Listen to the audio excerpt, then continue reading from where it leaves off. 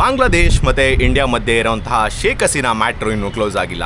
Actually Dhaka ಇವಾಗ ಇಂಡಿಯಾಗೆ pressure increase ಮಾಡ್ತಾ ಇದೆ ದಟ್ ಶೇಖ್ ಹಸೀನಾ ಅವ್ರನ್ನ ಇಂಡಿಯಾಯಿಂದ ಎಕ್ಸ್ಟ್ರೂಡ್ ಮಾಡಿ ಇಲ್ಲ ಅಂತ ಅಂದರೆ ಬಾಂಗ್ಲಾದೇಶ್ಗೆ ಕಳಿಸ್ಕೊಡಿ ಅಂತ.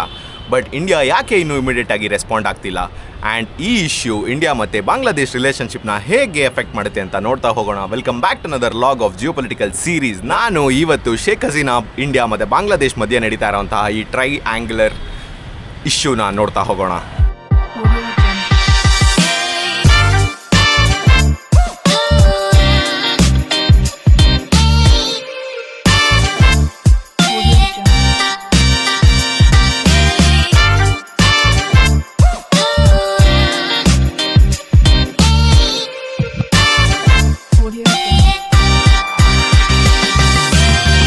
Sheikh Hasina Bangladesh former prime minister 2024 political unveiling ಆದಮೇಲೆ ಇಂಡಿಯಾಗೆ ಬರ್ತಾರೆ.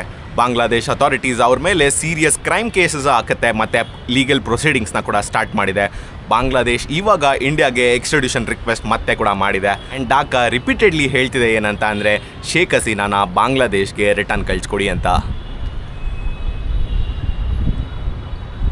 ಬಟ್ ಇಂಡಿಯಾ ಸೈಡಲ್ಲಿ ಇದು ಜಸ್ಟ್ ಒಂದು ಪೊಲಿಟಿಕಲ್ ಡಿಸಿಷನ್ ಮಾತ್ರ ಅಲ್ಲ. ಯಾಕಂತ ಅಂದರೆ ಇಲ್ಲಿ ಡಿಪ್ಲೊಮಸಿ, ಹ್ಯೂಮನ್ ರೈಟ್ಸ್, ಇನ್ನು ಹಲವಾರು ವಿಷಯಗಳನ್ನ ಇಂಡಿಯಾ ತಲೆಯಲ್ಲಿ ಇಟ್ಕೊಂಡಿರ್ಬೇಕಾಗತ್ತೆ. ಸೊ ಇಂಡಿಯಾಗೆ ಬಿಗ್ಗೆಸ್ಟ್ ಪ್ರಾಬ್ಲಮ್ ಏನಂತ ಅಂದರೆ ಶೇಖ್ ಹಸೀನಾ ಇಂಡಿಯಾದಲ್ಲಿದ್ದಾರೆ, ಅದು ಬಾಂಗ್ಲಾದೇಶ್ಗೆ ಒಂದು ಪೊಲಿಟಿಕಲ್ ಇಶ್ಯೂ. ಬಟ್ ಇಂಡಿಯಾ ಎಕ್ಸ್ಟ್ರಿಡ್ಯೂಟ್ ಮಾಡಬೇಕು ಅಂತ ಅಂದರೆ ಇಂಡಿಯಾಗೆ ಪೊಲಿಟಿಕಲ್ ಮತ್ತು ಇನ್ನೂ ಹಲವಾರು ವಿಷಯಗಳನ್ನ ತಲೆಯಲ್ಲಿ ಇಟ್ಕೊಬೇಕಾಗತ್ತೆ. ಇಂಡಿಯನ್ ಗೌರ್ಮೆಂಟ್ ಇದನ್ನು ಸಾಲ್ವ್ ಮಾಡಬೇಕು ಅಂತ ಅಂದರೆ ಅಪ್ಲಿಕೇಬಲ್ ಲೀಗಲ್ ಲಾಸ್ನ ಮತ್ತು ಟ್ರೀಟಿ ಫ್ರೇಮ್ವರ್ಕ್ನೆಲ್ಲ ಚೆಕ್ ಮಾಡಿ ಈ ಡಿಸಿಷನ್ನ ತೊಗೊಬೇಕಾಗತ್ತೆ.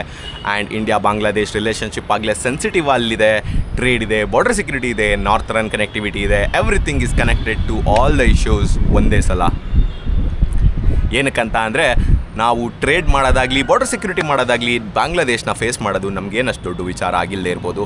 ಬಟ್ ಇಲ್ಲಿ ಯಾವಾಗ ಚೈನಾ ಆ್ಯಂಗಲ್ ಇಂಟ್ರೊಡ್ಯೂಸ್ ಆಗುತ್ತೆ, ಬಾಂಗ್ಲಾದೇಶ್ ಚೈನಾ ಜೊತೆ ಇನ್ಫ್ರಾಸ್ಟ್ರಕ್ಚರ್ ಮತ್ತು ಡಿಫೆನ್ಸ್ ಕಾರ್ಪೊರೇಷನ್ನ ಸಿಕ್ಕಾಬಟ್ಟೆ ಇನ್ಕ್ರೀಸ್ ಮಾಡಿಬಿಟ್ಟಿದೆ. ಫ್ಯೂ ಇಯರ್ಸಲ್ಲಿ ಇಂಡಿಯಾ ಮತ್ತು ಬಾಂಗ್ಲಾದೇಶ್ ರಿಲೇಷನ್ಶಿಪ್ ಸೀರಿಯಸ್ ಆಗಿ ಡಿಟೋರೇಟ್ ಆಗ್ತಾ ಇದೆ. ಇದರಿಂದ ಚೈನಾಗೆ ಬಾಂಗ್ಲಾದೇಶಲ್ಲಿ ಮೋರ್ ಸ್ಟ್ರಾಟಜಿಕಲ್ ಪವರ್ ಸಿಗೋದ್ರಿಂದ ಇಂಡಿಯಾ ಬಾಂಗ್ಲಾದೇಶ್ ಮೇಲಿರೋ ಕಂಟ್ರೋಲ್ನ ಲೂಸ್ ಮಾಡ್ಕೊಬೇಕಾಗಿ ಬರ್ಬೋದು.